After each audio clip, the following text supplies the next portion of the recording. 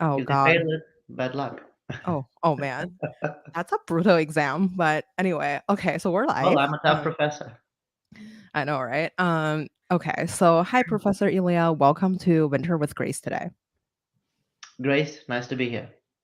I feel like you are definitely like, I feel like your book is definitely super cool to like read and like I haven't finished. I'm like not gonna but I like jump into the like I kind of like just really straight up dive into the sector that I felt like really interesting to me. I feel like one of the things that like to give the audience a little bit of background, you are the professor at Stanford teaching venture capital, and then you are the person who kind of founded the program as well as like you have taught like hundreds of like thousands of students who are either startup founders or like working in the industry, and then you're teaching one of the most popular course on campus about like venture capital, and there's always like a big wait list for your course at Stanford GSB. To start off the show, I would love for you to tell the audience a little bit more about like the venture mindset, and we can dive into the topics that I feel like really interesting to many of the listeners a little bit later. Absolutely, Grace. First of all, again, thank you. It's great to be here. I have been at Stanford for 20 years. And indeed, I founded and I'm now directing our venture capital initiative. That's really the place where we try to understand how venture capitalists make decisions, how founders make decisions, how venture capitalists and founders negotiate with each other, contract with each other, how investors in venture capital funds make decisions, and so on and so forth. So there are a lot of fascinating questions, and moreover, practically important. And when I came to Stanford 20 years ago, Grace, a lot of my students early on, of course, either became founders or became venture capitalists. And what I realized early on is that the way venture capitalists make decisions is very different from the way either the way we teach how people should make finance and investment decisions. Okay, let's say at Stanford in our first year mandatory finance classes, or the way how I think we expect people in, let's say, large organizations make decisions. Either the CEO, the CFO in traditional organizations, or really any decision maker. And I became very, very interested in that. And I think at the time, not many people, first of all, realized that as the case. Not many people were interested in venture capital, especially outside kind of Silicon Valley. But moreover, it was very difficult to study. And so I truly became interested in this, intrigued, interested. And I think in large part I was driven by my students. So I spent a lot of time just trying to understand how venture capitalists make decisions. And this led me to the path of, oh, they make decisions very differently. How and why? And that led me to the venture mindset. Now, what is the venture mindset? Effectively, you can think of this as a new mental model of Mhm. making decisions in the innovation driven world. When I say new mental model, I don't mean it's really new to everybody. Again, smart venture capitalists have been using it for, 50 years. But it's new to most other people. So you jumped into the book, Grace. By the way, I would love to know which chapter you jumped in. But the book is about, in the venture mindset, is about the nine main venture mindset principles that um, that I realized venture capitalists use. And behind each principle, there are specific actions they take to make decisions better. And when I say new, is that when I present these principles to audiences from students outside Silicon Valley to founders, um, to executives like C-suites, board members when I lead strategic offsites in large companies around the world, you know, they're very surprised a lot of them. Mm. And let me give you one example, okay? So one of the principles, which actually is the first chapter, the first principle, we call it home runs matter, strike outs don't. And this is based, first of all, on a very simple statistics. And this is one of the first statistics I tell my students in my venture capital class is that a large number of startups fail. That is the reality. How many startups fail? Well, it's between 60 and 80%. Just think about this. Like, if you take 20 typical early stage startups, we in fact expect like 15 of them to fail. Okay. If you go to any large organization, then you don't expect 15 out of your 20 projects to fail. And also, what I think is important to realize in most organizations, when they are doing their day-to-day job, okay, in their core business, you don't need to use the venture mindset every day. You should not uh, aim for home runs. You should not aim for your 15 out of 20 projects to fail.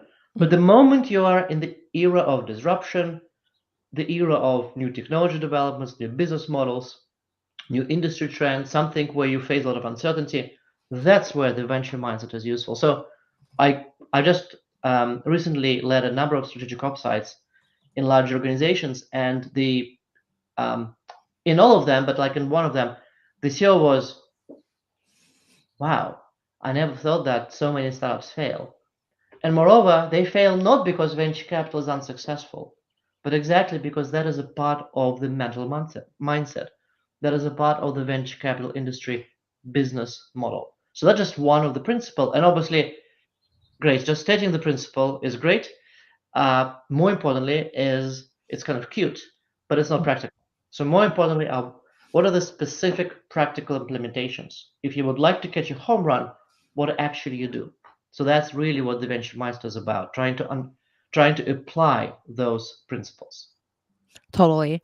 I want to address like I really like what you said about like, it's I feel like the venture mindset may not be like apply into a day-to-day situation. Like, like every single day you take the mega amount of risk, your business may like just fail. But like I one of the things that like previously in back in 2017, I also wrote a book in venture capital called How to Be a VC. So Mike Mabos was one of the person I interviewed. I saw that in your book you guys also have chatted with Mike as well as Dick Kremlich. Like I have also interviewed him for my book, and I feel like one of the things that I've learned, like I feel like I would take a quote from your book. It's like Mike said, like I lean in on the uncertainty. The more uncertain the future, the better.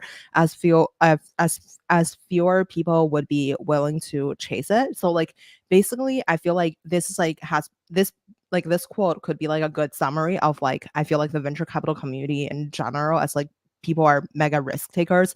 It matters to them. Like it doesn't matter like if you fail like 70% times. It just like I feel like the biggest like winning things on your resume, it's gonna define your career to a degree.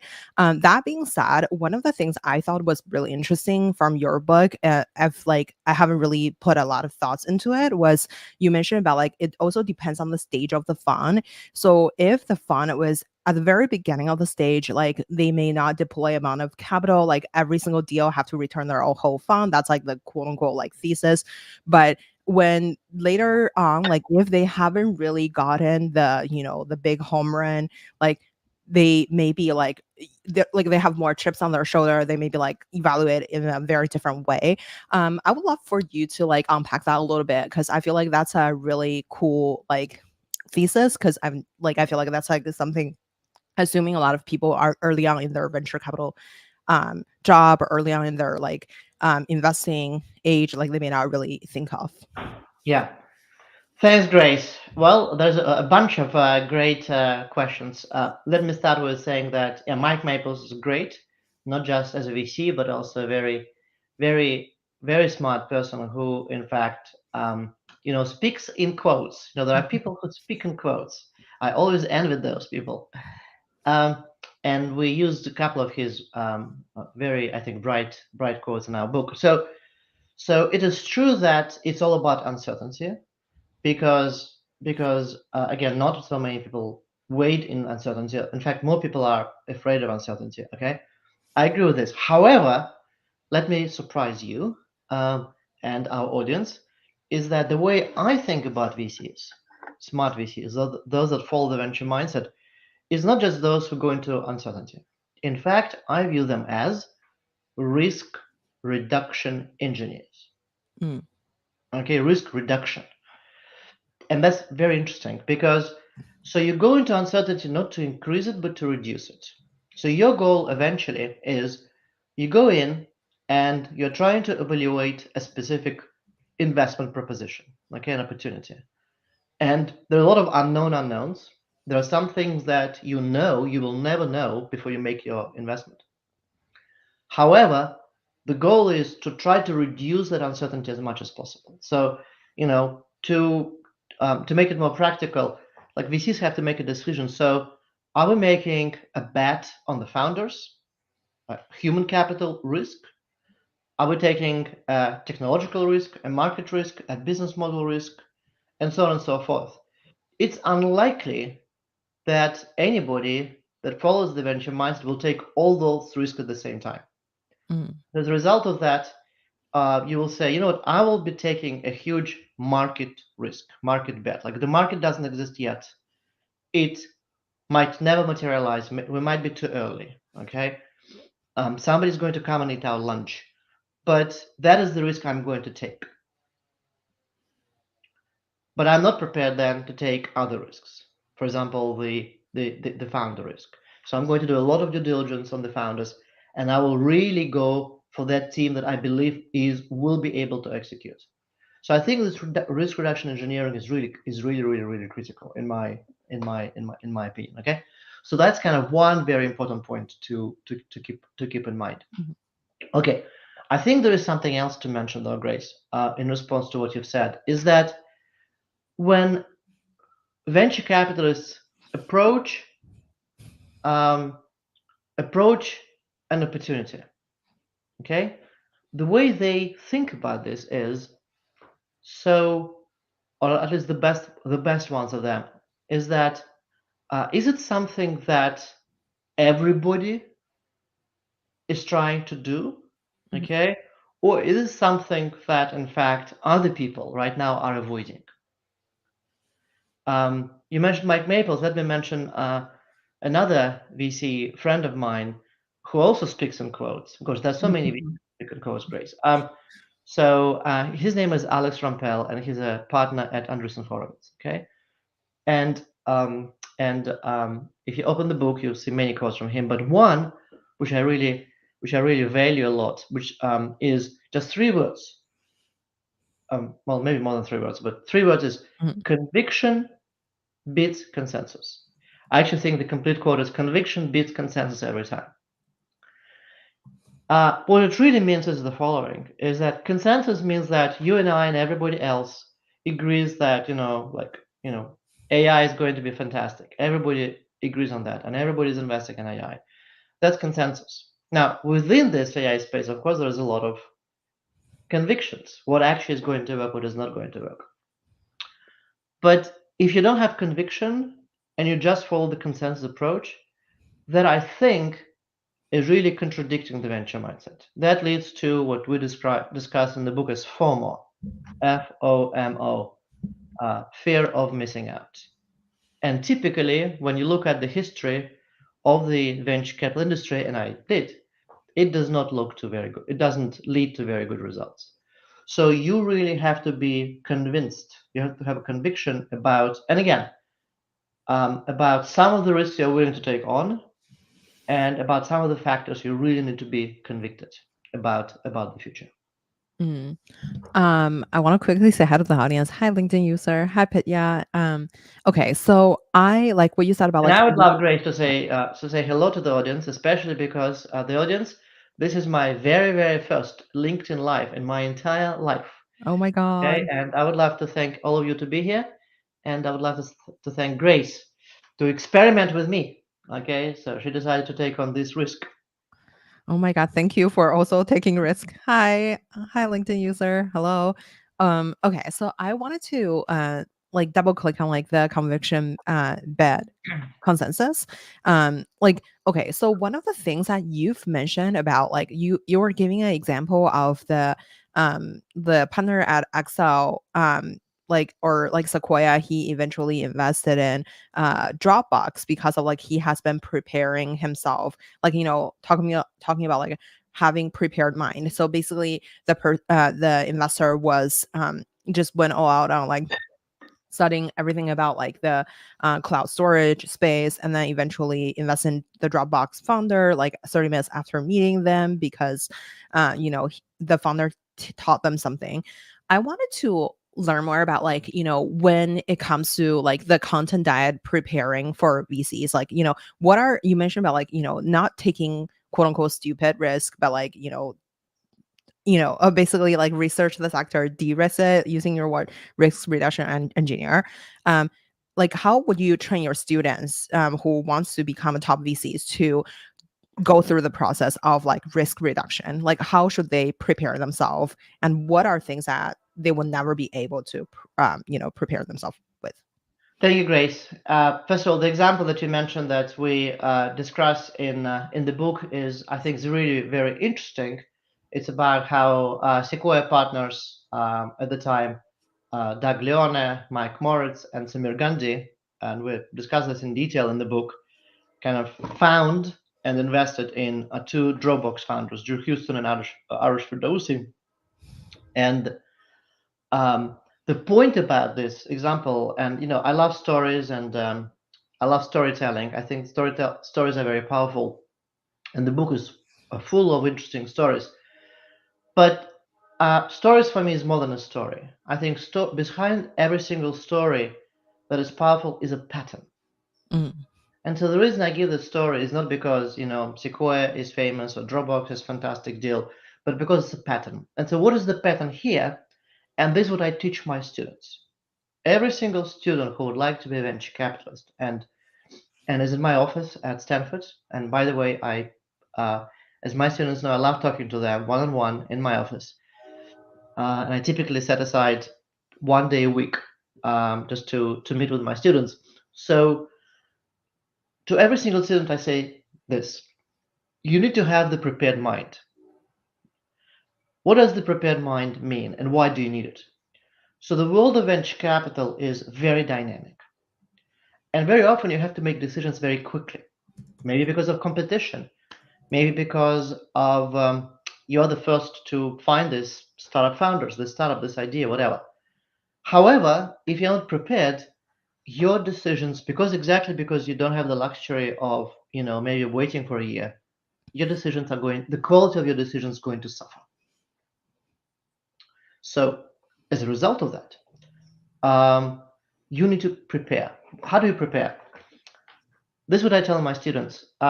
You need to have or develop conviction in a niche.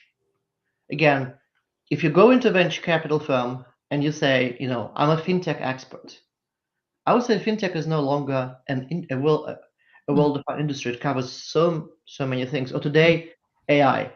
You can't it's be an too broad. investor in AI. Okay, it's too broad. Mm, So, or rather, I don't think that unless you become already very famous, you can be qualified or can aspire to be, I'm the best ever investor in AI.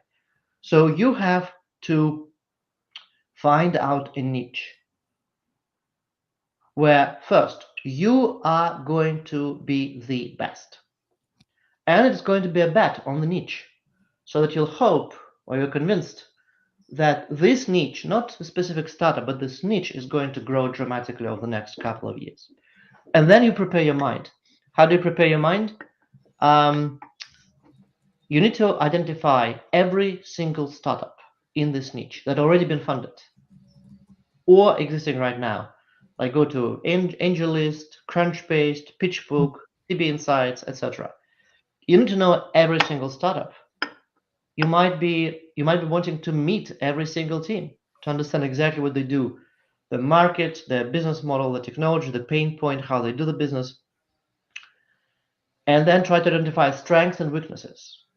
And so that the whole idea is first to develop reputation. So that Grace, when you Grace Gong is going to be a founder of the startup in this niche, you will think about that student mm, of mine. That, oh mm, gosh, I would like to see them.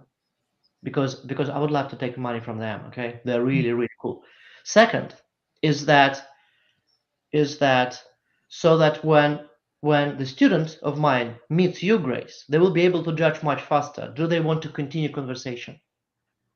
It's not that what they want to invest in you. Sometimes it's about, they might be saying hundreds of opportunities a week, and Mm, it's a decision that needs to be done instantaneously. Okay, is it worth spending 1 hour or 20 hours or 100 hours on due diligence of Grace? And I think if you have the prepared mind, that is what allows you to do. So that is really the Dropbox example we give in the book. Let me give you another example. So, uh, which is one of my first students at Stanford was her name was Bonnie Simi, and um, she was a pilot mhm, at JetBlue Airlines. Okay, and then I think JetBlue sent her to Stanford because they wanted her to grow in the organization. And then at some point later, she came and said, "You know what? I would love to start a corporate venture capital fund in JetBlue." mm, Frankly, Grace, my thought was at the time, don't do it. mhm, Because how many airlines you know, and of course, all of us fly all the time, right? mhm, How many airlines you know that had corporate venture capital funds or successful corporate venture capital funds? Not many. Well, I actually think that she created something interesting, something successful, JTV, Jet Technology Ventures. What I think is really interesting is that she really spent a lot of time to understand, to prepare her mind and the mind of her team about the space. And do you know the outcome? The outcome is I've met then subsequently many VCs who are, whenever they meet kind of startups broadly defined in mhm, like the future of air transportation industry, broadly mhm. defined. One of the questions they always ask founders: did you meet JTV or did you meet Bonnie Seymour? Let's call Bonnie. Let's find out what they think about this. So that is how you develop. That is the outcome of this great prepared mind. So that is my recommendation to every single young venture capitalist. Amazing. I want to say hi. Hi, Martin. Hi, Elena. So I wanted to double click on that. I feel like that's a such a great example of your student was successfully building a niche for herself. But I think like some of the younger investors they may not have a niche or like their niche is like being young, able to understand like some of the newest trends. And I wonder, let's say if today based on like your students come from all walks of life, maybe many of them are like your student bunny or some other people who are like not they don't have a niche. How should they pick a niche that's both like having kind of like can leverage their past experience as like skill sets to evaluate the company, or also like this particular niche. Hi, Alexander. So also like this particular niche will also be the future of like a really booming sector, because I feel like nowadays when we're seeing AI, everything is AI. But in the future, I'm sure like you have to find a particular niche within that sector, or you have to predict what is the next quote unquote AI. How would you advise them to finding their niche? And yeah, so I think I will stop the question there. I have another question, but I feel Yeah, like so that's a great question, Grace. First, I think you always should be in the process of search because obviously niches and interesting spaces change quite quickly in this mhm, fast-paced world. Uh, now, first, you mentioned skill set. I think your skill set that you developed is important. It's important because there's an expression. You start dancing from somewhere, from the wall, from the so that it's easier. So I think that you have to start exploring from something that you already know, so that there is some safety. mhm, But at the same time, you need to be able to go into something that you don't know. So my typical advice is start with something that A interests you and you kind of think that it's truly going to change life. but at the same time, something that you are familiar with. Mhm. Let me give you an example. So I have many amazing students at the business school at Stanford that also have medical backgrounds, medical or more broadly, healthcare, biotech backgrounds. Okay, I just recently met with several of my students who took my VC class who would like to become investors or founders but have health tech background. And to each of them, I said, look, the future of health is, I think, really, really, really interesting. Okay, so your goal is to find your niche. And by the way, niche, when I say niche, it doesn't mean that it's a small place. So the word niche typically people think, oh, it's like very, very narrow. No, it might be narrow now, but again, your bet on it's growing very fast. So you need to be able to understand not just where it is now, but where this space is going to change. So, so let's say you have healthcare background, and you would like to become an investor.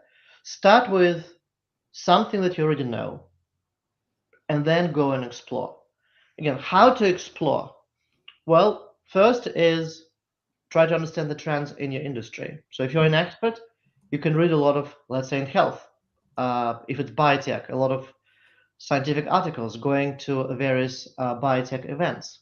Uh, but not just talking to people, trying to analyze through a different prism that most people look, a prism of how that is likely going to change the future markets, how this likely, how this could change the marketplace, how this create new markets, how this can create new business models, and then try to look at existing startups in this place. And by the way, when I say existing startups, both startups that are becoming very successful, but also those startups that are not successful. In fact, what I've seen in the past is that there are many situations where startups fail, not because they're unsuccessful. It kind of seems weird when I say so, but not because they're unsuccessful, but because they're just before their time, or because something did not work out. Maybe the team did not work out, but maybe the underlying rationale was great. So again, as long as you're preparing your mind and trying to understand this better, you will develop new skills and you'll understand this niche. What also, Grace, might happen, and you have to be open to this, and this is very important. You might realize that this specific niche that you were initially excited about actually is not that great. Maybe your conjecture about the future market size was wrong, was based on false assumptions. Maybe you saw the business models of those existing startups and you think actually that's not doable. Okay, maybe now, but by doing so, you will be able to discover new kind of new spaces. So I think this ability to quit is very important as well. I think a mistake that many both founders and investors make is that there are two, so to say, you have to be convinced, but you don't need to be over convinced. You need to be able to take in feedback. There should be a feedback loop inside you, and you need to be able to say, you know what, I'm going to move to another space. That's all. That actually happens, I think, a lot, um, and it's happening in every. I mentioned healthcare, but really, it's happening, I think, in every single space. So I think that's kind of what would be my first thoughts to any of my students who would love to be a successful venture capitalist. Totally. Hi, Jenny. Hi, Chris. So basically, I wonder what's your thought on like Jenny mentioned, like great to see you, and also like great thoughts out here on CVC and VC. So one of the things that I thought were really interesting is, um, you know, basically the game like how who wants to be a millionaire. So one of the things that you mentioned was like I think essentially investing in the first track into something may not be like as hard, but like thinking about which one to invest again, like basically full on runs are very interesting to look at.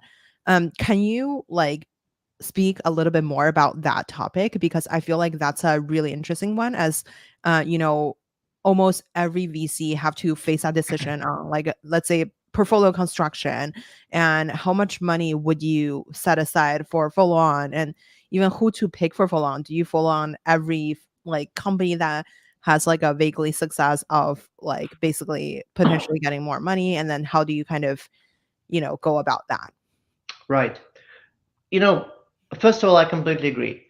Is that portfolio construction and the decisions on dry powder are critical for venture capitalists. In fact, I now work with a number of venture capital and private equity firms exactly on those issues because their success very often depends not on just an individual decision, where frankly a lot of luck is involved on every single individual decision. But whenever you think about the portfolio construction, I actually think there is no luck involved. You need to make these fundamental decisions about how to construct your portfolio and then follow through on this decision. So you mentioned, Grace, first check and other checks. So there's a chapter in our book which actually is called Double Down or Quit. Mhm, And that is one of the 9 venture mindset principles: double down or quit. So here is the critical point: is that when you make initial investment decision to invest, let's say in a startup, um, there's, as we already discussed, there's a lot of uncertainty. Okay, and there are a lot of ways to improve your decision making that we discuss elsewhere in the book. But at the end of the day, very often it's hope over experience. You kind of know that probabilistically, the startups you invest in are likely going to fail anyway. But what you're trying to do is to make your conviction being heard. You're making a bet on a specific founder, on a specific technology. When you decide whether to invest again, that's a completely different decision. Now, first of all, let me step back and mention my research, which I think is really important here. Statistical research, which is how many rounds of funding startups raise. So if you look at successful startups, for example, those that go public, like mhm, unicorns that go public, they raise at least 6 on average, 6 rounds of venture funding. I think the precise number is 6.5 on average. And that doesn't count angel rounds, bridge rounds, etc. So mhm, effectively, startups raise money all the time. Okay, as I tell my students when they raise their first round, like they said, Professor Ilya, we closed the round. Okay, mhm, and I said, congratulations, and now you are starting to fundraise the next round right today. Okay, and then like mhm, take it back. Um, from the investor point of view, when you decide to whether to follow on your investment, I think that is a critical decision. Why? First is because you have a limited amount of money. And because of your portfolio construction, maybe you invested in 20 startups, let's say, okay? And you do not have enough money to invest through in all 20. Second, you actually know that a lot of these 20 startups will not be successful. And moreover, once you invest in them, 3 months later, 6 months later, 9 months later, you're going to work with them. You will learn much more. Again, remember, your responsibility, Grace, is a risk reduction engineer. mhm, It is your fiduciary duty, really, is to learn a lot about the startup, mhm, to learn more about the founders and the founding team, the management team, about the technology, about the prototype, the business model, and so on and so forth. And as you learn, you really have to make a decision. Is the startup more likely to be successful or less likely to be successful? But I think really what's really happening here is that if you decide to what we call throw good money after bad money, okay, mhm, even though I'm going to claim this, bad money is a misnomer. Um, Original checks, if you lose the money, that's okay. You lost 1x of your investment. That happens all the time. If you throw good money after this initial money, what you really are doing is you are not allowing yourself to spend more money and more of your time and more of your resources of your and your team on better opportunities. That's what's really happening, okay? mhm, And unfortunately, in the world of venture capital, we find out that happens quite frequently. Psychologists have a name for it. and we discussed in the book in great detail. In fact, we give a lot of examples. Escalation of commitment. And by the way, Mhm. escalation of commitment is relatively easy for me to describe, but whenever I describe it, let's say in an executive session to like C-suite of large companies or to students, it's actually it's easy to describe, but it's very difficult for people in the audience to internalize this because people typically think, and I had the same impression when I heard about this for the first time, is that, oh, everybody, everybody is subject to this, but me. Mhm. I'm a person exception. Okay, so therefore, in fact, I typically do this. I make people pass this tests, so to say. Let me give you a quick example. And again, for the audience that is listening to us, be careful because you might think right now, "Oh, wow, what a cool example!" But of course, it will never happen to me. Well, it will happen to you, okay, unless you use specific mechanisms that we describe in the book. So here is what is escalation of commitment. Um, you invested in a startup. You spent money, your own money, money of your investors. You spent your time. You maybe joined a board and spent like a year on the board, 2 years on the board. You really know the founders very well. You become psychologically attached to the founders. And now you have to make a decision. And in fact, startup is not doing well. And maybe a good idea is not to invest again. Okay. As VCs, I think, say we should plan for a soft landing. But it's a very, very, very difficult decision. And we live in the world of uncertainty. There's always a possibility that, like, Phoenix, there's going to be new life. There's going to be a miracle. And I think many VCs recognize that as the single biggest challenge they face to overcommit to poorly performing startups, to overcommit to poorly performing management teams. In fact, whenever I have a panel in my VC class at Stanford, and we ask a question like, what is your single biggest regret, mistake, or fault of the years?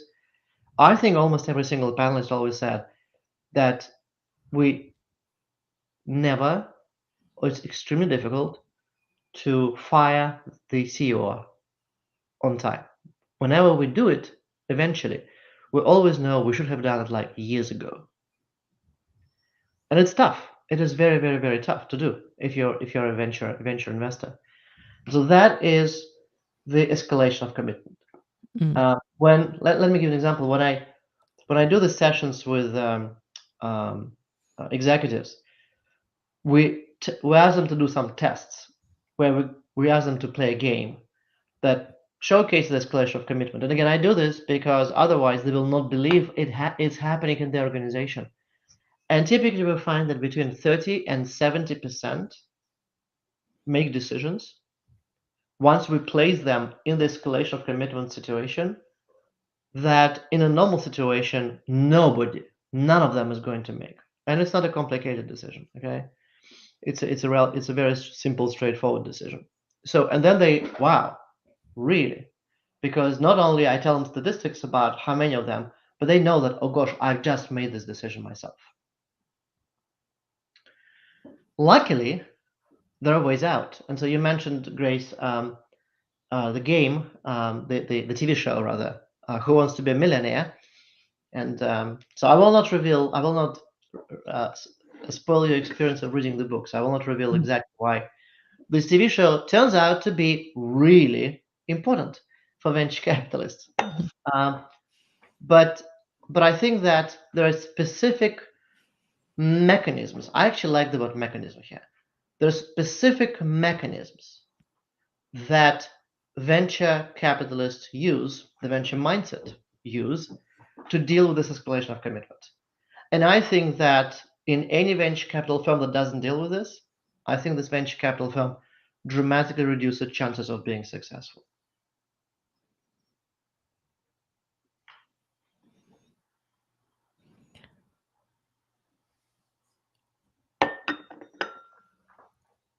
I wonder, so in terms of like, I feel like what you said about like I feel like this is like a very interesting. You mentioned like one of the considerations, like for example, like a lot of the board members, they know that they should be able to like they should fire the CEO a long time ago, and but like they kind of become friends with them, and they just like kind of keep hanging out with them. I feel like this is like a really interesting observation because I feel like because of the you have invested in these companies so much that you feel like they may be very successful one day, maybe it's just not the time, and like, there's a lot of excuses and everything. Um, I guess like what would be your suggestion to for the like for this like basically the investors to make a conscious decision, because I think even let's say if we invest in like the seed stage of a company before they become like before the IPO, they still have a lot of ways to like a long way to kind of like proven themselves. Like maybe in series A or something, they are still like, in the middle of like trying to find their path to a certain product or to a certain outcome. I wonder what would be your suggestion for the VC to kind of like have a checklist to see if this is like realistic? And I know that you mentioned like they consult their friends, they seek outside perspective, and I wonder what would be the best like practices to kind of like have a fair evaluation. Is that like depending on the data, or like what would be the things that you suggest them to do? Thank you, Grace. It's a great question. Before I answer about venture capitalists, let me tell you from the point of view of founders. So, when I start talking about firing the CEOs, founders immediately get offended, especially aspiring founders. And yes, it is a very scary proposition. It's a very scary expectation that this is your baby, your startup, and you might be fired. Okay? So here is, I think, the realization that I think every single founder should keep in mind is that um, if it's your baby, you would like your baby to be successful. And sometime it is time for a parent to step aside. Um, it's I have now teenage children, and Mhm. one of the best piece of advice I have ever heard from a psychologist was the following: is that at some point in the life of your child, you're going to be fired as a parent. And then your task is to convince them to be hired back as the senior advisor. And I think that's extremely smart, and it's also part of the venture mindset, which means that, and I observe this a lot, some founders that become CEOs or senior executives, they grow with the company. Because managing a 5-team startup and 500-team startup are two very different propositions. And some founders don't, and by the way, some founders don't want to, because that is not just their strength, or this is not something where they see themselves. Some founders would love to be serial founders. So I actually think that Gray, it takes a lot of strength, but also a lot of smartness to step aside at the right time on the right terms. And going now to the investor side, investors uh, are not really founders' friends. It's still a business relationship. Investors do have fiduciary duties, especially if they are institutional or corporate venture capitalists, to their investors, to their parent companies, and so on. Now, you asked me about what is the best.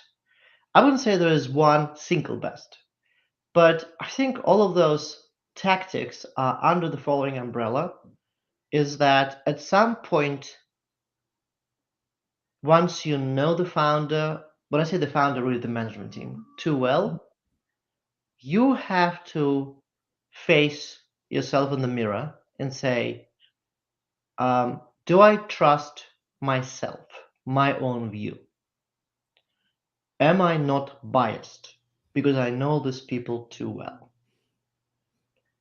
And I think that's a realization of this. and seeking the outside view is critical. And this is why I think there are a lot of venture capital partnerships as opposed to solo GPs. And that is why VCs invest together. And this is why many VCs, we give some examples in our book, many VCs, in fact, have rules Mhm. where they will invest again only and only if they can find another credible, reputable investor that is going to lead the next round. Mhm. Because that is a confirmation uh, of the value, of the worth of the of the investment, and also an independent verification of the valuation. Because a new investor, that is a kind of the arm's length investor who did not invest in that startup in the past, will lead the negotiations. So the arrived value, the arrived terms are going to be fair. And I think that this ability to face yourself in the mirror and acknowledge that you might actually know this management team better than anybody else, and that has amazing advantages, I think. But at the same time, I think that it also can lead to biases.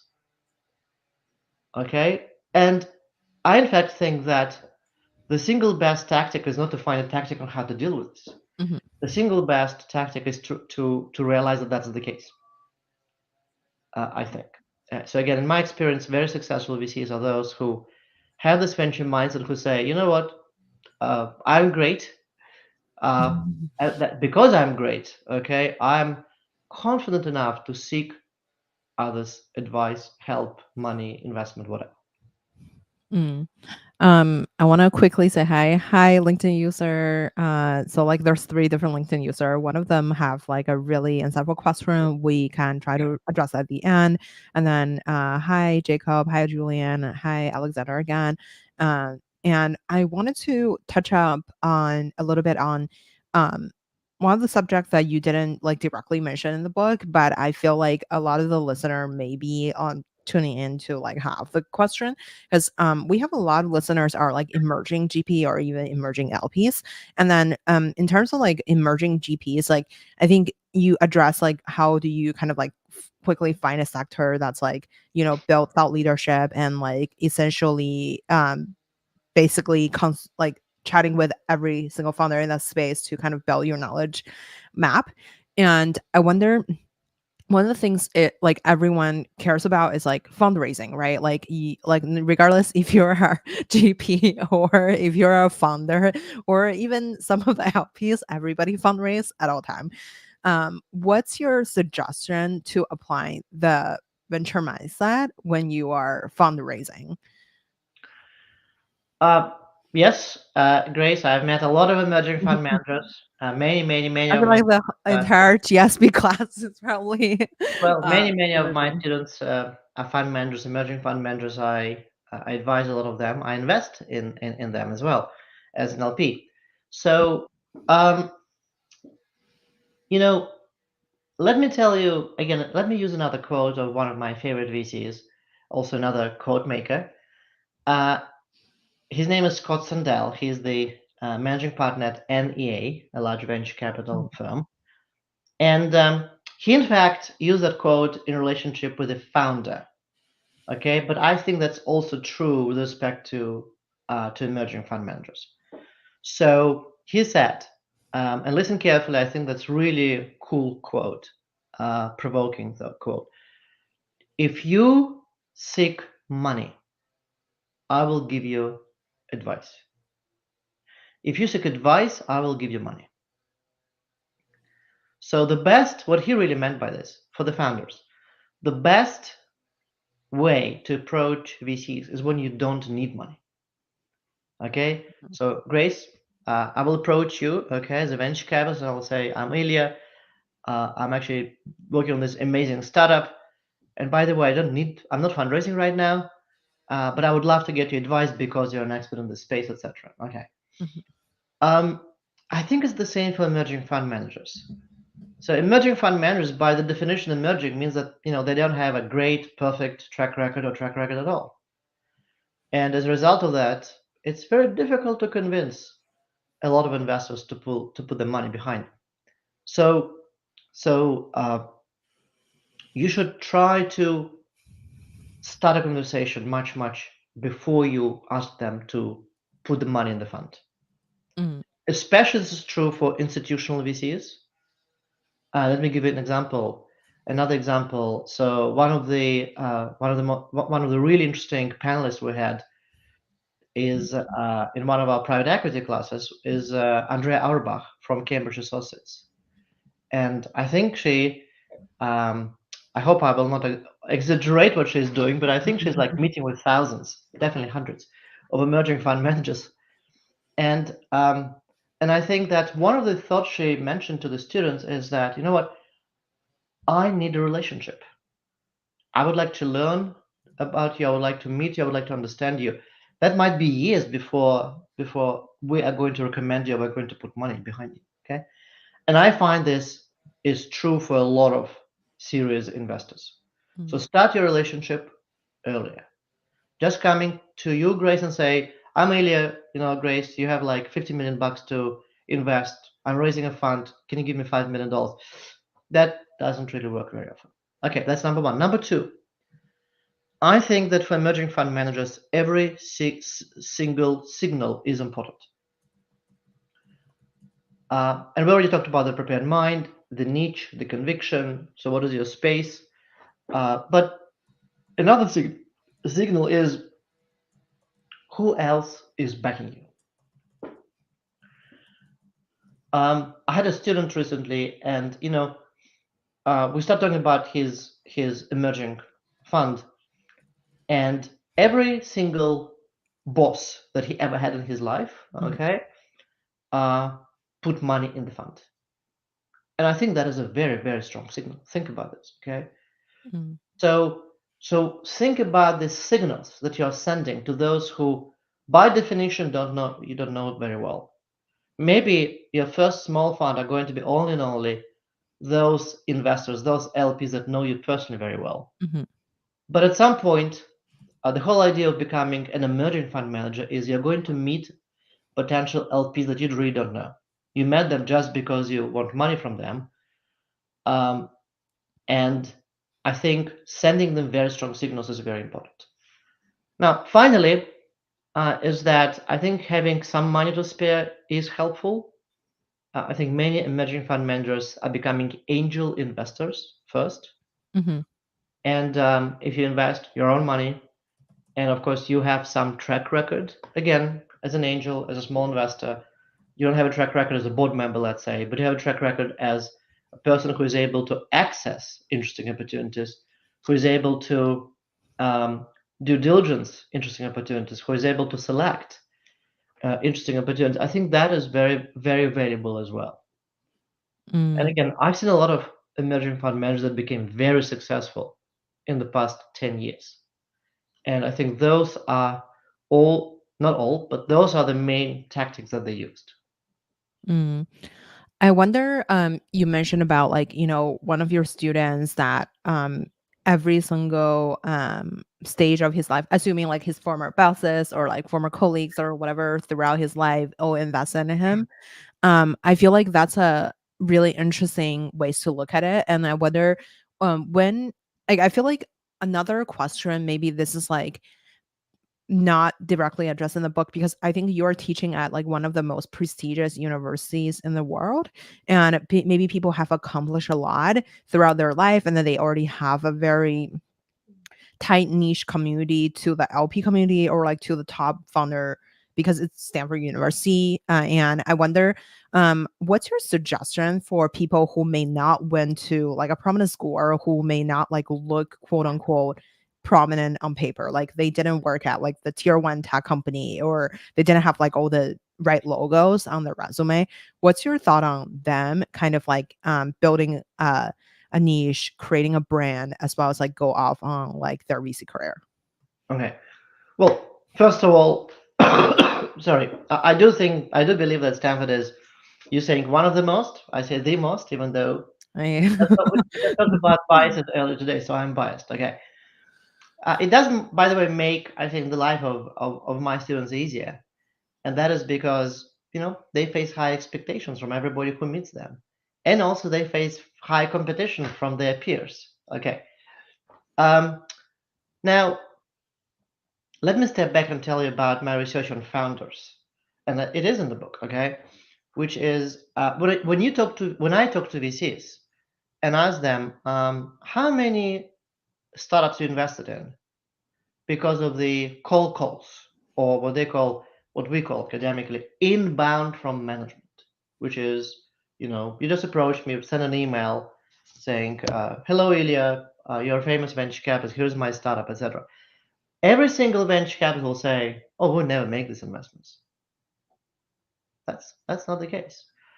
What we found is that 10% of investments are cold calls. And in one of my research, we in fact, okay, I can talk for hours about this, but because this is like one of the craziest. Mhm. I've done a lot of crazy research projects in my lifetime. That was that was up there. So my former student, who's now a professor at UBC, Will Gornal, and I sent more than 80,000 fake emails. Every single email was from a fake founder of a fake startup with a fake website, and so on and so forth. So by definition, it was a cold call email. We sent it to thousands of investors, real, actual investors. And the response rate was between 8 and 15%. When I say response, the reasonable response rate, like I would love to meet for coffee, Mhm.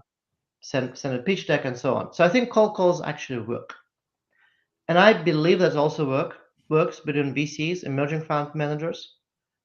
So if you're not from a top school, okay, that really means that you have to think about what can I offer. So obviously, if you don't have anything to offer, why would anybody be interested in you? But you know what? You might actually have a lot to offer.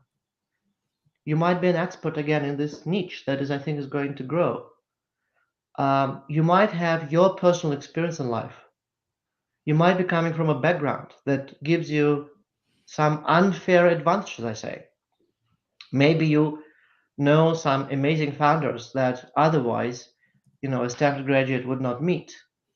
Maybe you know the part of the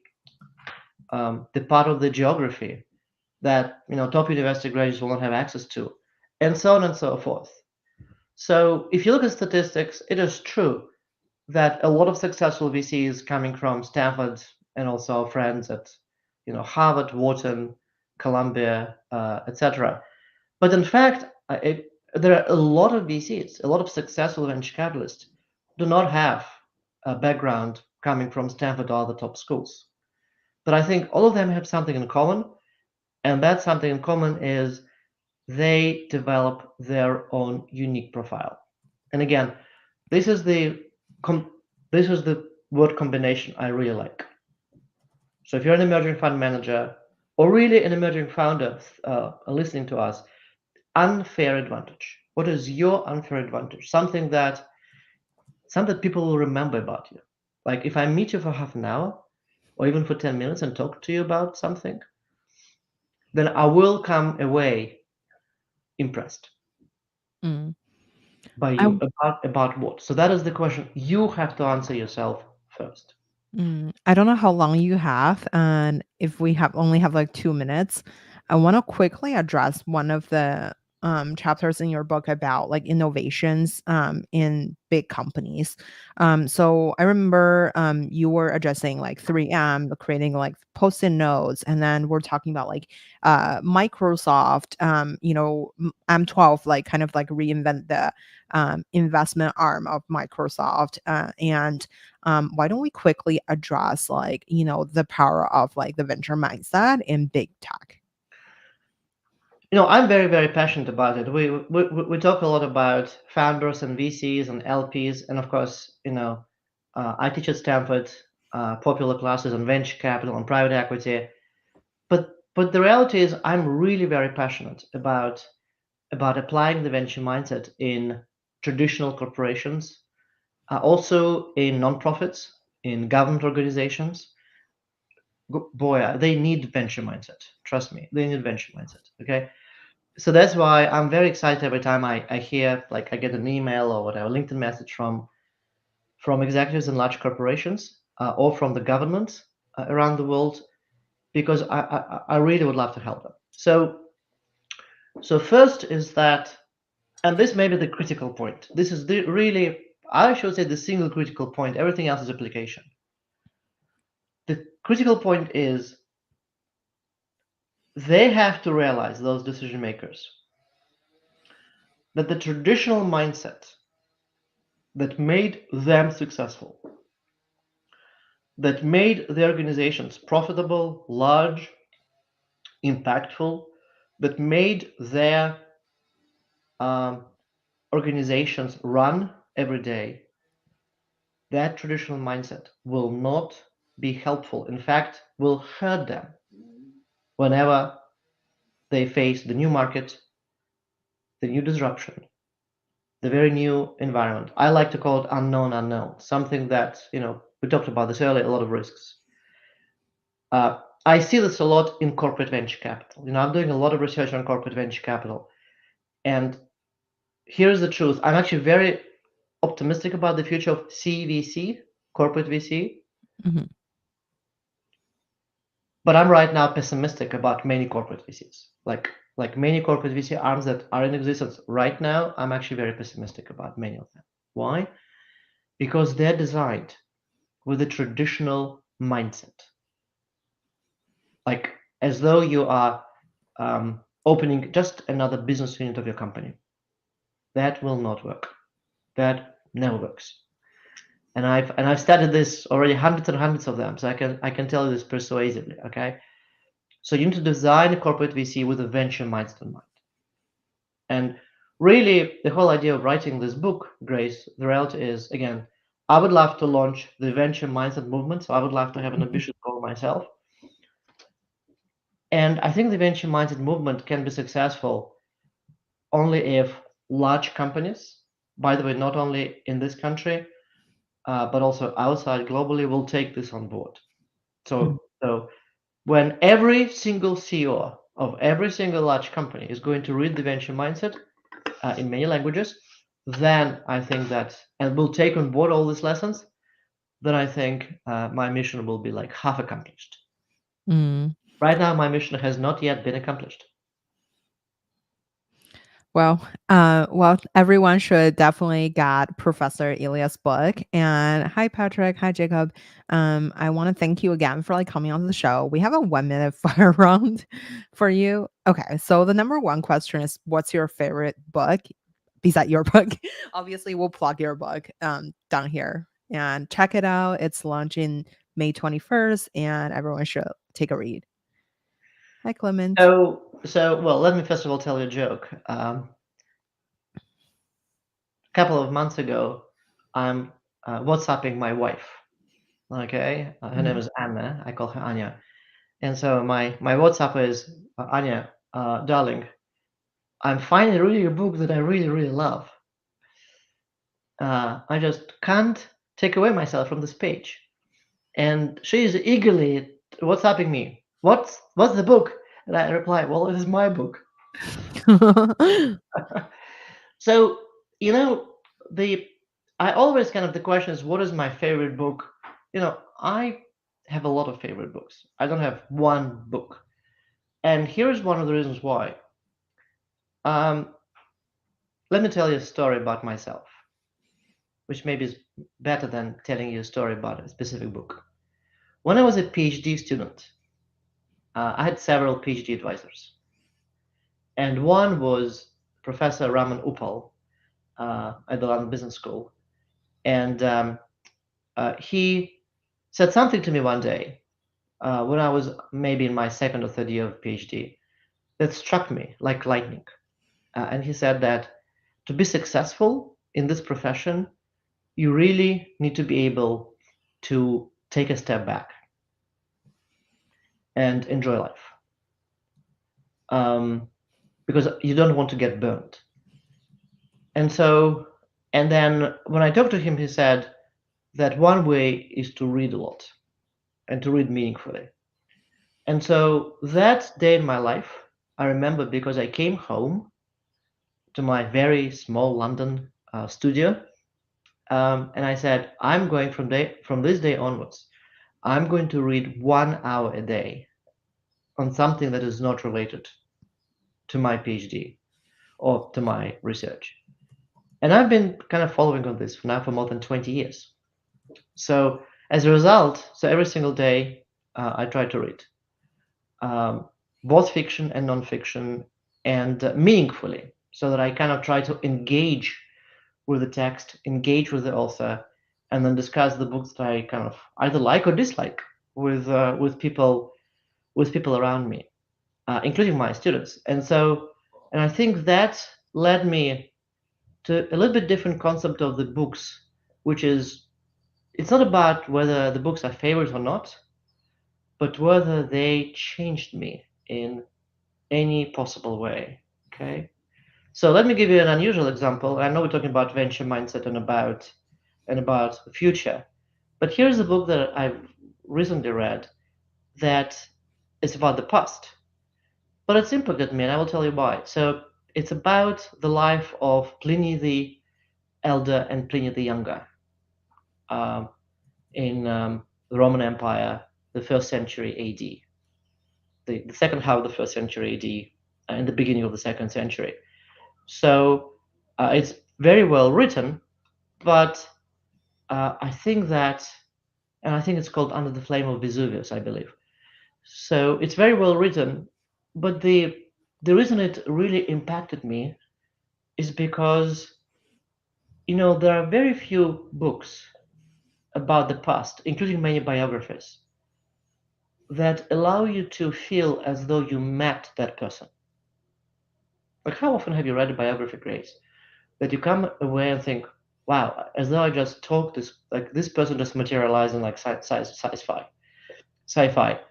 And I think that's what happened when I read this book, as though I met, and there's all small details, as though I met both of them, Pliny the Elder and Pliny the Younger, who were obviously very, very interesting, unusual characters in the history of ancient Rome.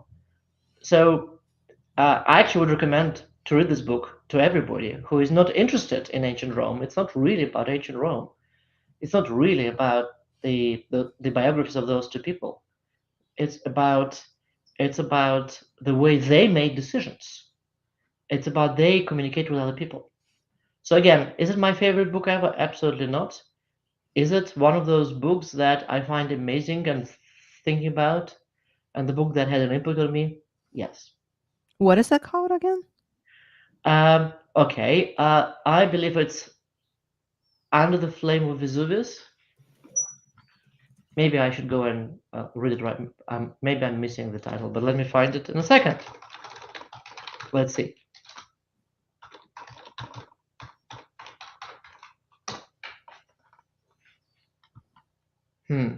Well, I can find it now, so which means that I did not tell you the.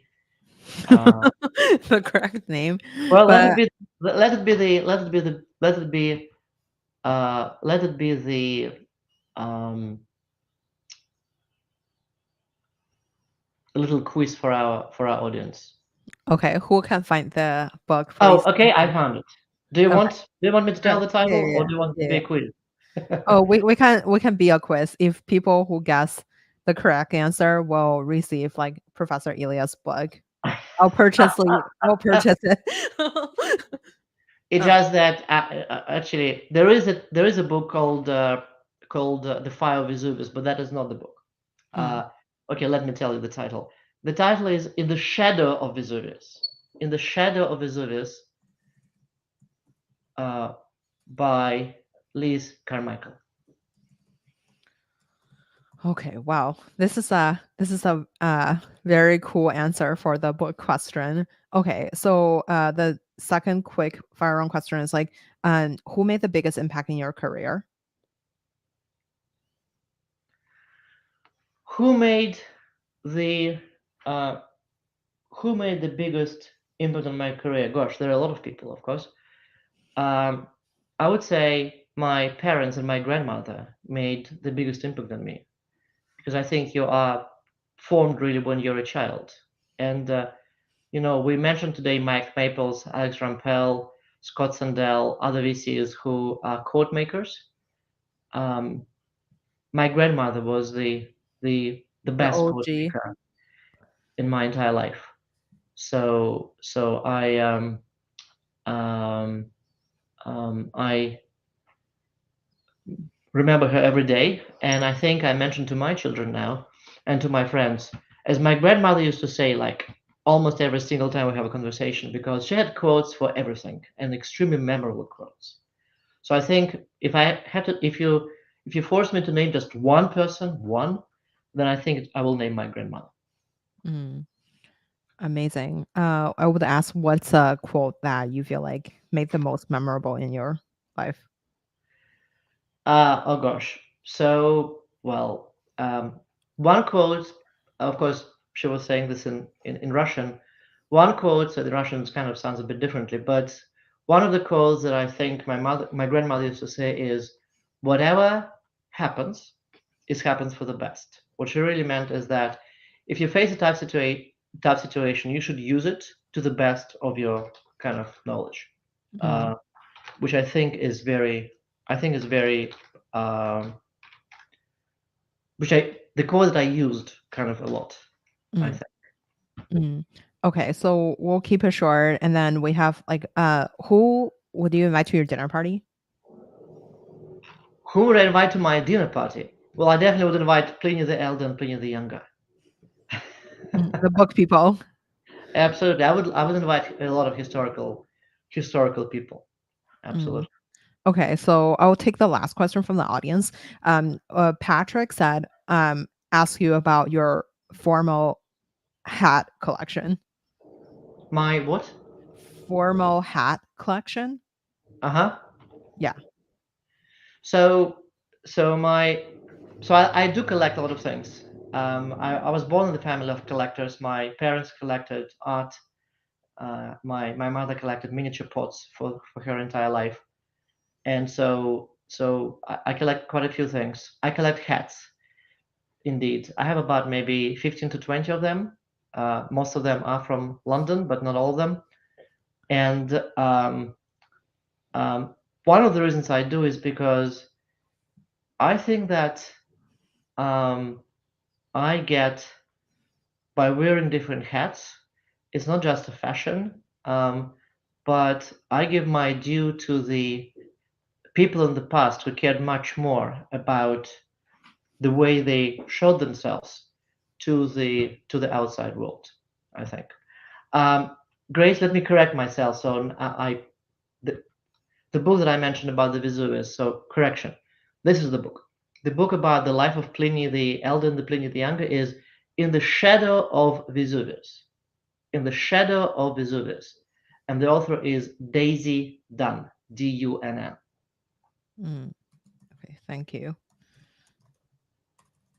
Thank you so much. Oh my god, I would love for the audience to see your hat collection one day. But anyway, Professor Ilya, thank you so much for coming on Maybe this. I should have a special deal if you get like 20 hardcover copies of the book Oh, and please come and do, inspect people. my head collection. Okay, amazing. People, you hear it from this podcast. Anyway, thank you so much again for coming on the show, and you're awesome. Grace, thanks so much for having me. Absolutely. See you later. Bye for now. See you later. Bye for now. Let me quickly